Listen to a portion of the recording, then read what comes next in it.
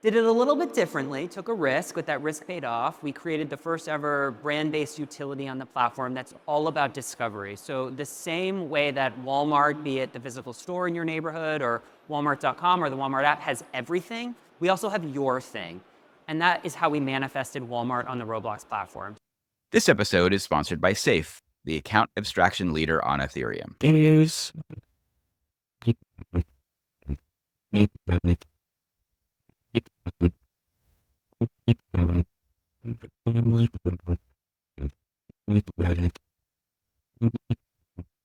Hi, Sam. How's it going? Avery, so great to see you. I want to hear everything that happened at Cannes this year because I lived vicariously through your Instagram stories. But it seems like it was so much more than that. So tell me how it all went. Cannes this year was amazing. This was my first year as CMO at Vayner, so my team was responsible for orchestrating our whole little dingy activation. So from Sunday to Thursday, 8 a.m. till 3 a.m., the Vayner vote was popping with panels, with CMO circles, with parties. It was really fun. It was a nice blend of creativity and culture, and of course, a lot of business stuff as well. So it was really fun, really productive. We had a nice little highlight on our final night. We had the famous America's Favorite Brother stop by. So we ended with that little sprinkle. It was really Jason good. Kelsey and Travis, right? Exactly. And Amazing. there was also a lot of talk on innovation. I think AI was the talk of the town. There were actually still quite a few people from the world of Web3 who were there. Saw Binance there, saw Coinbase there. So nice stream of innovation as well. We missed you, Sam. I missed being there. I want to know, Avery, when I think of like South by Southwest, or even I think of like something like CES, it still feels like it's very much about people who really are leveraging their company's travel budgets to try to network for their next job. Cannes still feels to me like a deal-making opportunity and that people are there really to do business. Is that the Yes. right read for Cannes? I think a lot of people think that Cannes is just a boondoggle and you're in the south of France drinking rosé. And, which is true. And it's the most productive business week of the year for us at Vayner because there's no other place where we can get like 250, Fortune 500 CMOs together to talk about what the future of marketing looks like and what the future of creativity looks like and how you can use creativity to drive business. So for us, it's really productive. Does it have streaks of boondoggle? Absolutely. But let me tell you, my team was working the entire time. I did notice that from the reporting I was reading that there seemed to be less of the media publishers were there. We know what happened with the Washington Post and they pulled out. Yes. The New York Times seemed to be pretty light there. And so it used to be a place. Yeah, but it used to be a place where the big media companies were showing up in the same ways that the big tech brands were. Now it seemed like it's Pinterest Beach. It's kind of still big tech running the show. Were there any other sort of like thematics that you thought were interesting that lead us to think where marketing is going to go?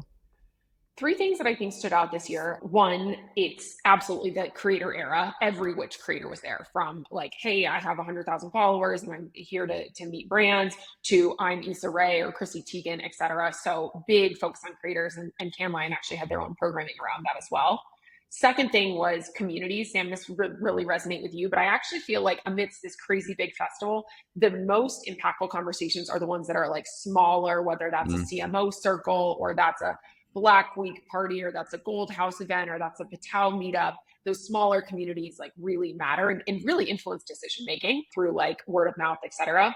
Social absolutely like took over, and it is now taken seriously. I think we've been waiting 15 years for people to realize that in fact social is incredibly important, and like they realized it this year. You mentioned Pinterest Beach, Meta's doing their big thing, TikTok had a huge presence where they unveiled Symphony AI. So there was a big focus on like social first creative thinking. And then on the more like cultural side of things, I saw a lot of like work-life integration examples. A lot of people bringing their kids, bringing their spouse, bringing their parents if you're the Vaynerchucks. And I thought that was almost just like a zeitgeist moment because if you're a really high-powered executive and you work 70 hours a week, you don't have that much free time. And when I'm seeing people plug in their free time in creative ways and really be like, there is no work-life balance. It's just life. And whether it's CMO's kids volunteering at the female quotient or people bringing their spouse to like dinners or whatnot, I felt a lot of that this year. I sort of love that because I remember the first 10 years of owning my agency, I was traveling constantly and I would go to Chicago or LA or London or whatever. And it would be like, how was London? I'm like, I spent it all in a convention center. So I don't actually get the opportunity to spend any time culturally there. Nowadays, I will wrap a trip with my daughter, with a partner, with friends, anything I can to spend a couple of extra days and to like celebrate the fact that you get the experience of seeing these parts of the world that so many people don't get. So I think I love hearing that. That's a really wonderful. It was really nice. And I actually saw a lot of CMOs and high powered execs sharing that on social media and on LinkedIn, Mm. especially, which I think is really nice. Shout out to Carla Hassan, the chief marketing officer at JP Morgan Chase, for explaining that, she brought her daughter and it's not a boondoggle. And she's like, but I'm there for a week in the summer and she wants to come and learn.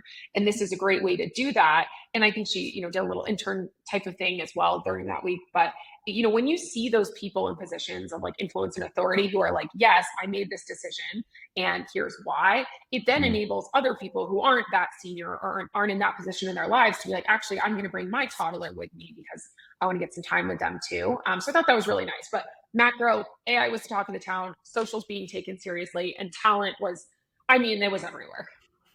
I love that. Speaking of talent, Avery, the next story I want to talk to you about is we continue to see this sort of concept of like scene or celebrity tokens coming out. I think we talked about the Iggy Azalea mother token. This past week, Jason Derulo launched a token, which was also really interesting. Derulo. Yeah, exactly. So it was the Jason token. And then he claims, like this is for my audience and I'm never going to sell. And then like the on-chain data showed that he sold thousands of dollars of it, worth. We still see a ton of interest in these like what are called Polify tokens, right? Like Trump tokens, Trump token, Biden token for Joe Biden. There is still this real thirst for monetization of culture. What's interesting to me is virtually every one of these comes out and then goes underwater. And I just keep wondering why the degens continue to think that this is something to buy. But I also think that it doesn't feel like a great brand opportunity. You talked about the amount of creators coming in to some place like Cannes. The idea that they would then create a purchasable asset that people could do to, in essence, show support, but then trade on their own celebrity and in such a quick way. It just feels like a race to the bottom for that aspect of both the talent and the sort of cultural conversation. Like, do you think there is any long-term value of the idea of tokenizing your name, your culture in a way that these folks should be thinking about it or brands should be thinking about it? I think there is, if you actually really understand what you're doing. I think the challenge that we're seeing with a lot of these celebrities is they're just doing it as a way to make a quick buck. And they're like, okay, I'll do this, then I'll move on to the next thing. I launch my celebrity NFT, I'm going to launch my celebrity token, and then I'll move on to the next thing. I think that if you are someone who deeply understands this, you're like, I'm an emerging artist, I'm someone who like really believes in this gives you a buy into my future, and this will be somehow embedded in other methods of monetization that I'm going to have down the line. That would be super smart. Doing that right now is not very feasible with the way that talent is compensated today, because they're typically not compensated in altcoins, right? Like they're compensated in US dollars. So I think that the theory has potential. The execution, I have not yet seen anything that I would, say like, yes, by the way, not financial advice, but I would personally not, I don't think we've seen an execution that has been really completely thoughtful today in the celebrity token realm. I'm getting cringe vibes, honestly. No, there's definitely cringe vibes there. I also think there is not a thoughtful sort of strategy of long-term value, right? I think that we've seen a couple of platforms, and I think this is actually my favorite use case, is the idea that an artist you love, you can help support their career now, and then down the road, you get a certain amount of access. That doesn't have to be financial reward, by the way. That can also just be access and exclusives and the ability to meet and greet and all the things that people love about celebrity culture. We just haven't seen it done well. We spoke to Natalie Bruss at Range and Myth who are trying to do that kind of thing. I think there's a great appetite for it, but there is a ton of adoption that we have to think through in order to get people there. So I agree. I think it's not yet there, but I keep seeing people trying to get rich from it, and both on the celebrity side and on the trader side. And I think this idea of the online casino, that really is an area of crypto, which never helps the brand of crypto, but still seems to be super popular within some small group of 3,000 people who talk about it on Twitter. Yeah. It is. Great audience sizing there, Sam. Yeah, exactly. It's small. All right. Final thing I want to talk to you about, and then we're going to get to the session we're going to show today, is it was announced this morning, actually, that Time is the latest publication to license their data to OpenAI. We now have seen Vox, The Atlantic, Wall Street Journal, a bunch of publications have. I think about it through the lens of two things. We are a publisher, so we think about how we make money, and that money comes from a couple of different ways. I keep thinking about it from the innovation business lens, which is some of the areas I oversee, of how do we actually do those deals, but also retain our audience. And I keep wondering if this is short-term money that is also like putting nails in your coffin while you're collecting now. And I guess I keep thinking about this through the lens of how people are going to consume AI generated content and what happens when you have the time archive, and what does that mean if you never have to visit time again? Okay, so Sam, let me compare this. Let me compare Yes. this to the MTV, because MTV is basically taking the opposite approach. They're like Yeah. not licensing it; they're basically closing it. So I think you're bringing up a really good point of like, are you as a publisher, are you giving away your secret sauce and saying thank you? um, Right. that's a real concern. And I think as a parallel, I see the same thing happening in retail media with CPG. They're basically like, I'm going to suck your lifeblood, and right now I'm going to say thank you, and it's going to come bite you in the ass big time. I think that, so one, I had a really interesting talk with Mark from Time, who's the chief operating officer, along with Yeah. Melody Hillebrand from Fox. And we talked a little bit about this idea of authenticating content through the Fox Verify tool. So they're all in on that. They're trying this with OpenAI. I think they're trying to find ways that this 100-year-old publisher, more than 100-year-old publisher, can remain relevant and remain in the zeitgeist. Time actually doesn't have a paywall, which is unusual with their competitive set. So they're finding different methods of monetization. Whether this is the right or wrong move, I'm not sure yet, but I like what they're doing with testing new formats and new methods of monetization, verification, scaling out what they have, and also brand building. Time's also in a really interesting place because they're owned by the Benioffs, right? And that's almost like a philanthropic kind of an ownership in some ways. From my outsider's POV, Mark and his wife really believing in independent journalism and wanting to support that. Not every publisher has that luxury. So time will tell, but I am watching what they're doing with both Verify and what they're doing with OpenAI is almost like they're hedging from my POV.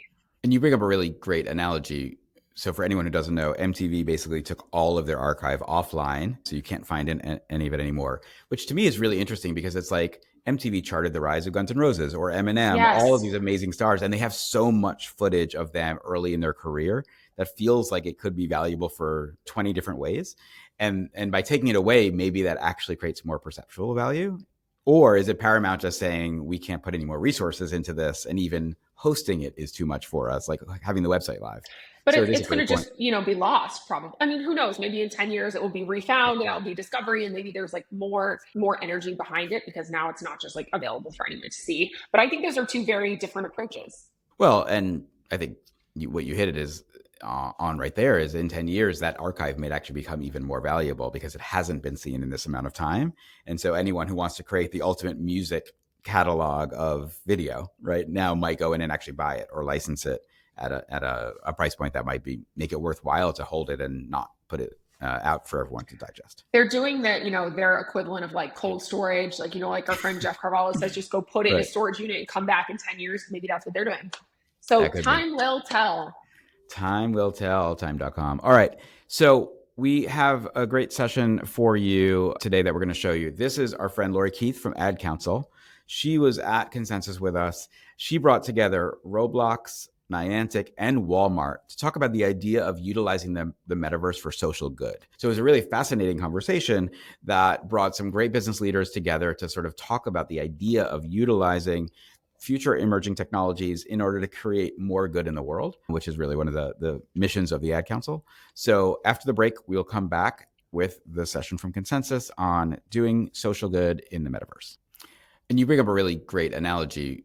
So for anyone who doesn't know, MTV basically took all of their archive offline, so you can't find any of it anymore, which to me is really interesting because it's like MTV charted the rise of Guns N' Roses or Eminem, all of these amazing stars, and they have so much footage of them early in their career that feels like it could be valuable for 20 different ways. And by taking it away, maybe that actually creates more perceptual value. Or is it Paramount just saying we can't put any more resources into this, and even hosting it is too much for us, like having the website live? But so it's going to just, be lost probably. I mean, who knows? Maybe in 10 years it will be refound and it'll be discovery, and maybe there's like more energy behind it because now it's not just like available for anyone to see. But I think those are two very different approaches. Well, and I think what you hit it is on right there is in 10 years, that archive may actually become even more valuable because it hasn't been seen in this amount of time. And so anyone who wants to create the ultimate music catalog of video right now might go in and actually buy it or license it at a price point that might make it worthwhile to hold it and not put it out for everyone to digest. They're doing that, their equivalent of like cold storage, like, like our friend Jeff Carvalho says, just go put it in a storage unit and come back in 10 years. Maybe that's what they're doing. So time will tell. Time will tell, time.com. All right. So we have a great session for you today that we're going to show you. This is our friend Laurie Keith from Ad Council. She was at Consensus with us. She brought together Roblox, Niantic, and Walmart to talk about the idea of utilizing the metaverse for social good. So it was a really fascinating conversation that brought some great business leaders together to sort of talk about the idea of utilizing future emerging technologies in order to create more good in the world, which is really one of the missions of the Ad Council. So after the break, we'll come back with the session from Consensus on doing social good in the metaverse. Safe is enabling ownership for all with smart accounts. With over 100 billion in total value stored across over 14 networks, Safe accounts are embedded everywhere, including DeFi Saver, WorldCoin, Dracula app, and more. Build and use the most battle-tested smart account in Ethereum. Visit safe.global. All right. So we have a few great sessions coming up for you. The next one is going to focus on the idea of brands using the metaverse for social good. As we go into the spatial world we're in, the 3.2 billion gamers that are playing games every day, all across our different social channels, it's important that we ensure that we are also being good humans while we do it, and utilizing these emerging spaces to help people also connect with each other and develop the things that they need from community. So we have some amazing folks here. We have Walmart, Roblox, Niantic, all pioneers in their art. And we'll be joined by Laurie Keith from the Ad Council, a wonderful partner of ours. So welcome, guys. Thank you so much for joining us. It's wonderful to see everyone. This is my first Consensus, and I'm learning so much. There's so much to see, there's so much to learn, and hopefully you walk away with some new knowledge after this panel today. For those of you that don't know me, Laurie Keith, I lead emerging media and technology at the Ad Council, and if you're not familiar with the Ad Council, we're a leading nonprofit, nonpartisan organization that has been creating social impact campaigns in the US for 80 years. Shout out to Smokey Bear, that's our oldest campaign, you've probably heard of that one. We convene the best storytellers and leaders across media, marketing, advertising, and technology communities to create impactful campaigns that educate, unite, and uplift. Because of our long-standing and trusting history, we've been able to convene a network of partners from government agencies to nonprofit partners, the creative sector, to create innovative, life-changing campaigns that remain relevant, authentic, and impactful. Our goal, since we were founded in 1942, has always been to address the most pressing issues in our society. Today, we're focused on gun violence prevention, the overdose crisis, mental health, hate and bias, and many more. My role within the org is to grow Ad Council's brand reach, relevance, and credibility within the emerging media and tech sectors. Our focus areas are artificial intelligence, of course, immersive experiences, and Web3, which is why myself and the Ad Council have such a vested interest in being here today, and very excited about our conversation. So I am joined by a distinguished panel of visionaries and pioneers as it relates to the world of immersive technology and how this technology can be harnessed as a force for good. We have Winnie Burke, who's joined remote, the Global Group Director, Fashion and Retail at Roblox. We have Adam Shlachter, the Head of Marketing at Niantic, and Justin Breton, the Director of Brand Experiences and Strategic Partnerships at Walmart. So a very distinguished panel. Let's dive in. So to set the stage, I wanted to start with a question for all of you, because I think you all will have a unique, maybe similar, maybe a lot different response to this question. But when you think about immersive technologies, especially as you think about social impact, delivering real-world impact that's creating a positive society, how do you feel like your company and specifically to your role within your company is viewing immersive technology as a force for good? Whoever wants to take that first. Sure. So at Niantic, our mission literally is to get people outside exploring the world together, and using technology as a way of doing that. So if you've ever played a game called Pokemon Go, you know that? Yes. Yeah, okay, just check. So everyone knows Pokemon Go. Everyone knows Niantic. That was our number one biggest hit from about 8 years ago at this point. It gets millions and millions of people every single day outside exploring their neighborhoods, exploring their communities, connecting with people, connecting with the world around them, and not just playing a game, but walking, physical movement, social connectivity, mental exercise. We have people spending, billions of minutes walking billions of kilometers, and we found that it's been a great force for social good through the connections that people make. So if we can use technology and immersive media to help build and foster community, but also help people discover new things, that alone could be a force of change in the world. It's like getting people outside, which is not always the first thing you think of when you think of technology. No, I but love we that. would like to think it should Yes. be. What about you, Justin? Yeah, thank you for having me, first and foremost. Yes. I'm excited to be here. I think we're using emerging platforms and new technologies. You said community, and that is such an important theme in how we approach emerging platforms and leverage new technologies to engage with our customers. We last year launched an experience on Spatial called the Cultureverse, where we used it to actually give people of color the opportunity to actually express themselves and showcase their creative expertise in a medium that is new and is of a time where we can actually encourage inclusivity. And so it was a great experience in terms of giving this community a platform to share their expertise, showcase their artistic capabilities, and we learned a lot through that. And so really the community angle is one that we lean into heavily with all that we do, be it the Cultureverse on Spatial, Walmart Discovered on Roblox, which will be a great segue for Winnie to answer next, or with Walmart Realm, which is an immersive commerce experience we launched this week. Yes, congrats on that. I want you to talk more about that. Winnie, would love, as one of the biggest immersive platforms right now, would love to hear your answer to that question. Yeah, thank you.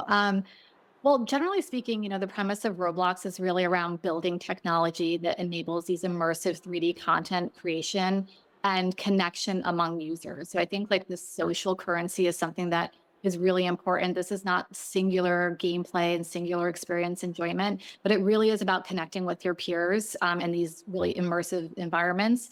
And our community, including brands, are creating everything from, traditional games to social role-playing experiences and anything that is really important to them. And this obviously includes social causes. So this expansion of content where creators can create anything around what's important to them and anything that's resonating to them or anything that they want to talk more about as an open ecosystem that allows anyone to be a creator.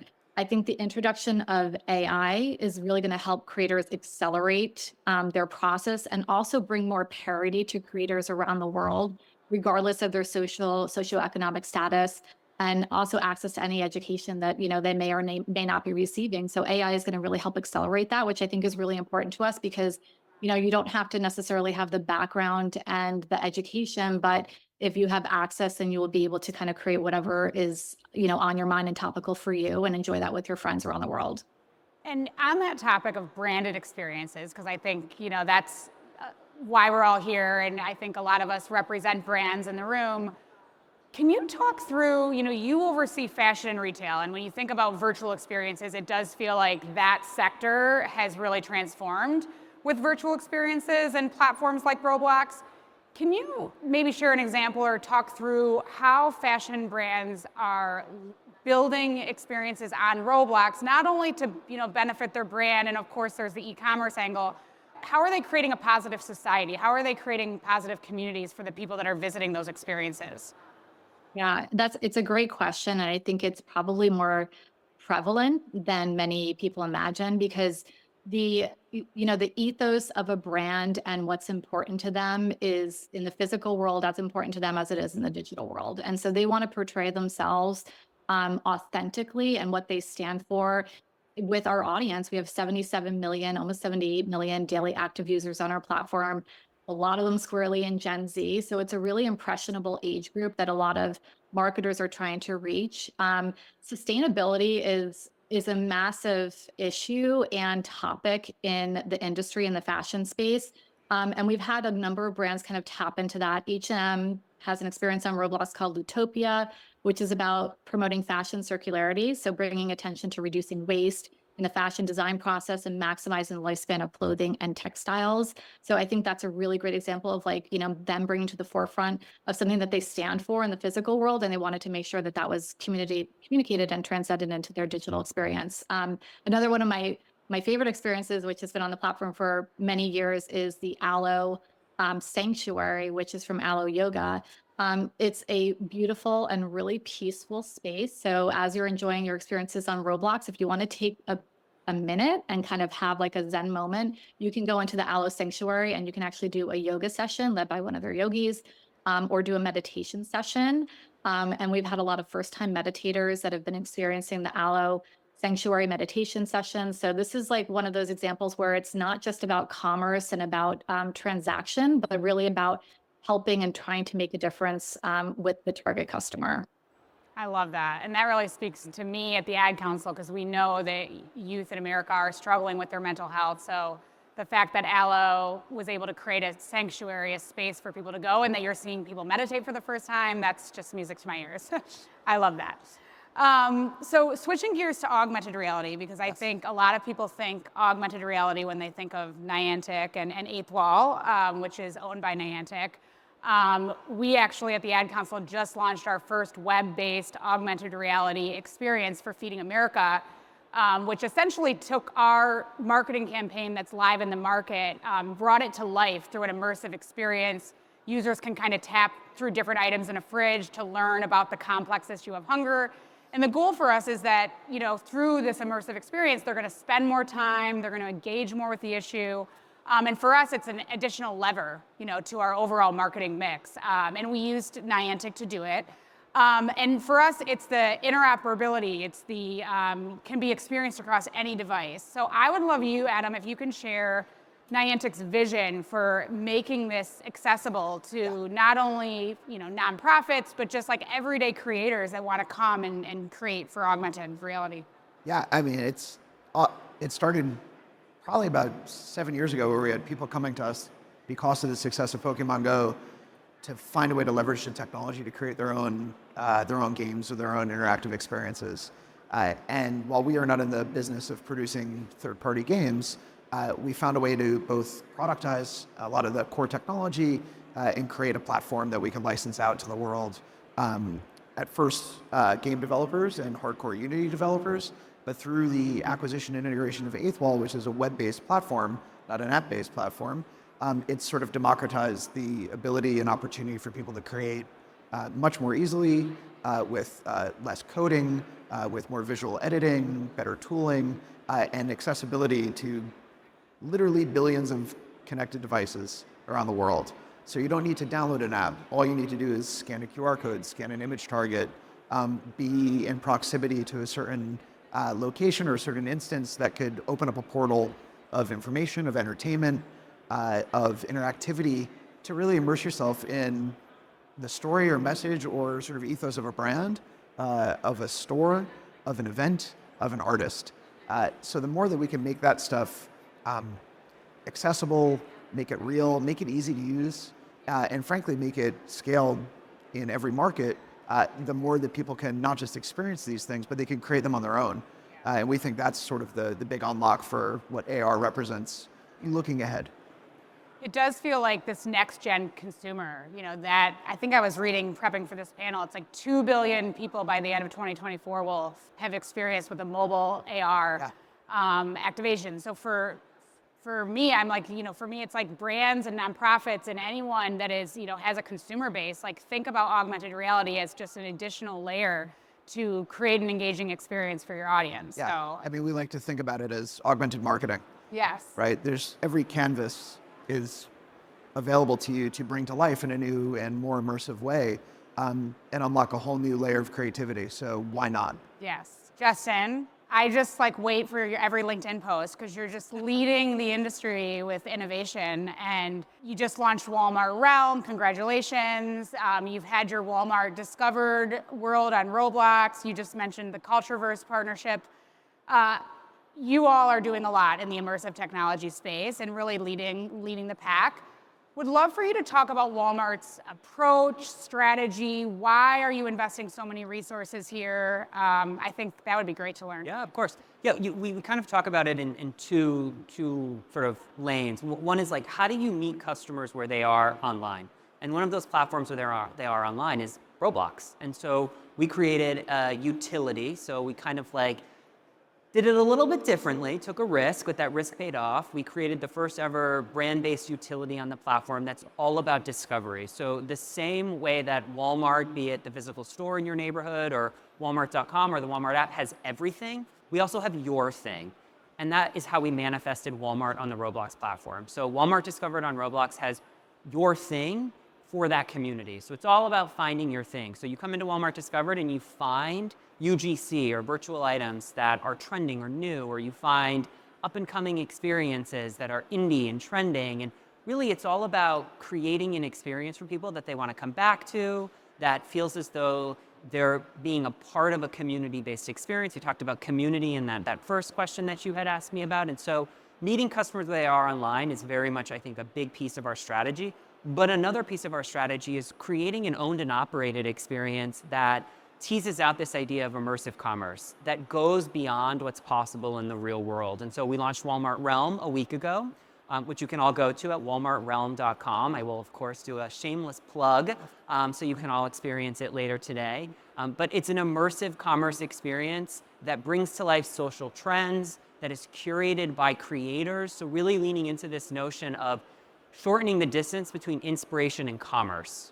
And so you've got meeting them where they are online, and then you've got using this lens of inspiration to drive commerce. And so it's two paths forward, but both get us closer to like getting the community to be a part of what we're building and feeling as though they're the ones that are helping tell that story. So with Walmart Discovered, by and for the community, with Walmart Realm, curated by creators.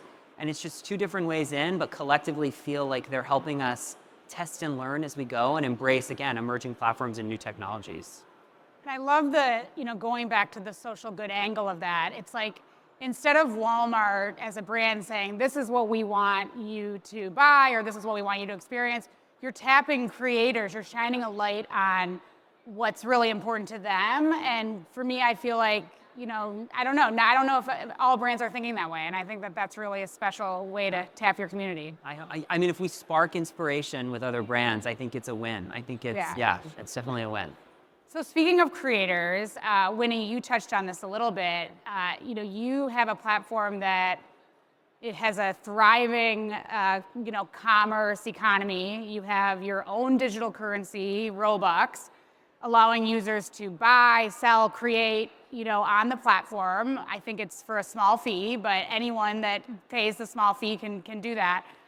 How are you thinking about kind of the future of commerce? And, obviously we're at a Web3 conference, and just the ethos, it's very similar to the ethos of Web3, creators really being able to own and create their own virtual items. How are you thinking about the future of this on the Roblox platform?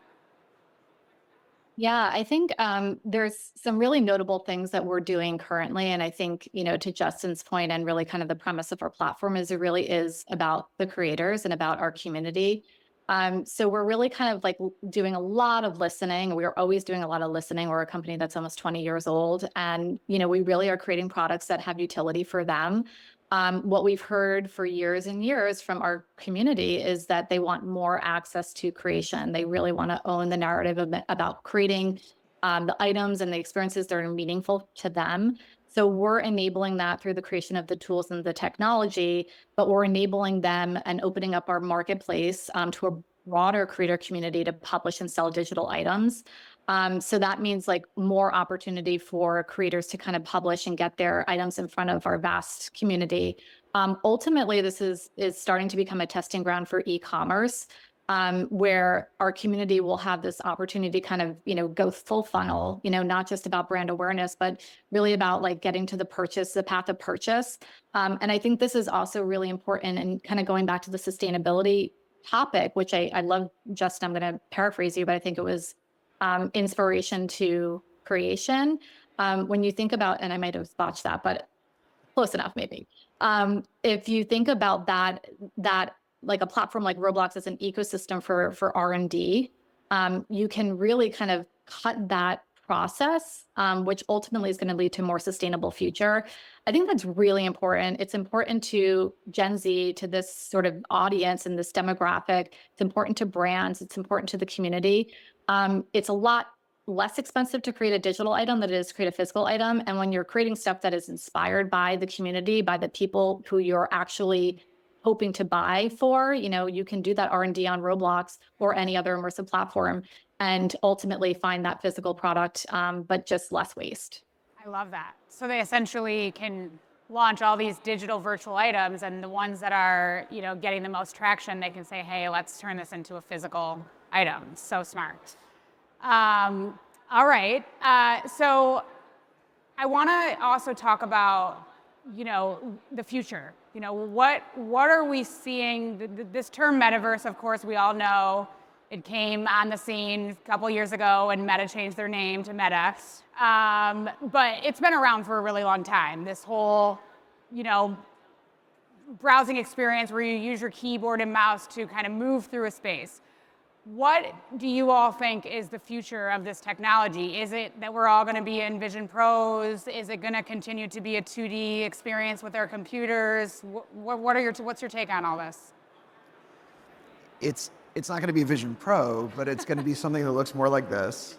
It's going to be something that connects to other peripherals, other wearables, other connected devices, and it's going to give you information. It's going to give you access. It's going to help you unlock experiences, maybe not fully immerse you in something.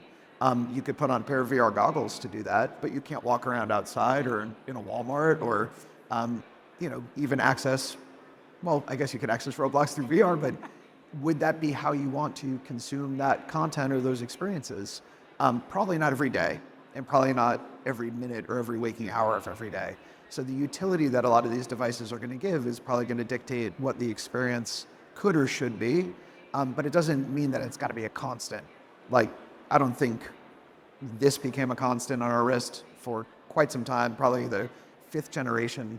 And even then, you still don't see it as ubiquitously as you see phones.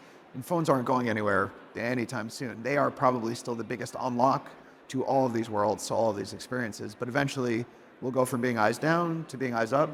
And that will allow you to be fully immersed in the real world rather than just in digital worlds. And I think the blending of the two is really what we're hoping to see. I like that you referenced your watch and said like the fit. We often say at Walmart among my team, like nobody ever talks about the first iPhone. People are always talking about the next iPhone. Yeah.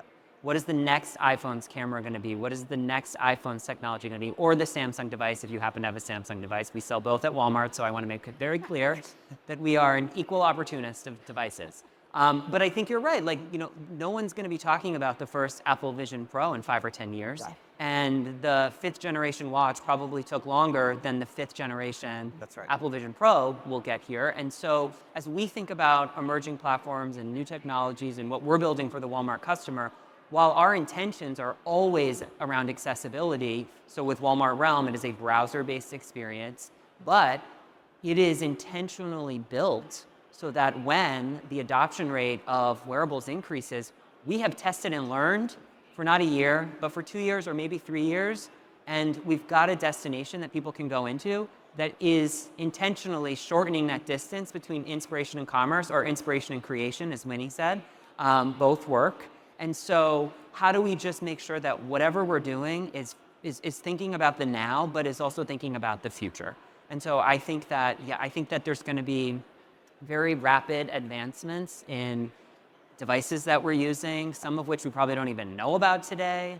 I think if you think about AI a year ago, it's obviously very different than where it is today. And so I think it's going to be fun to watch the industry change and evolve. And it's awesome to be here with all of you today, who I think are some of the people that are going to help lead that change. And so, I'm excited about what's to come because I think it's gonna change. Yeah, I love your approach in that you're creating it for like today's consumer and today's behavior, but you're designing it in a way that when you're going to just continue to innovate and you're already testing. So I love that. What about you, Winnie? I mean, what do you think the Yeah. next 5 to 10 years look like when it comes to immersive tech? Yeah, I mean, it's so interesting. We're in such an interesting space, but I would have said that 5 and 10 years ago as well. So I think we're living the future every day, and it's not like the future is the future. The future is now, but it's also the future. Um, I've been with Roblox for 9 years, and a lot of people say, "Well, wow, you must know so much," and I really believe that I almost know nothing because it doesn't matter what happened in the past. It only matters what's happening in the future and how well we're preparing for that. And some of the ways that we're doing that are really, I guess, really leaning into the creator community and listening to what they want and how they want us to evolve the platform and building the technology that will support that. Ultimately, for it to be a full funnel destination where you can do anything on Roblox that you can do in the real world, but perhaps you can do it better or more immersively and with your friends in Roblox. So making it a more enjoyable experience all around, not to replace the real world. We think that's really important as well. And going to the Aloe Sanctuary to get a moment for yourself and have a meditation session when you've had too much. But I think it's, future looking is really anything that you can imagine. And we're in the process of building all of that today, which I can't announce everything, but super exciting. Yes. I always say that when people say they're an expert in emerging media and technology, I'm like, I always kind of don't really believe that because we're all learning. It's happening so fast. Well, listen, I really appreciate your time today. All of you, really come from different areas of the industry and brought some really fresh perspectives. So thank you so much for your time. And yeah, hopefully you guys learned something. Yes.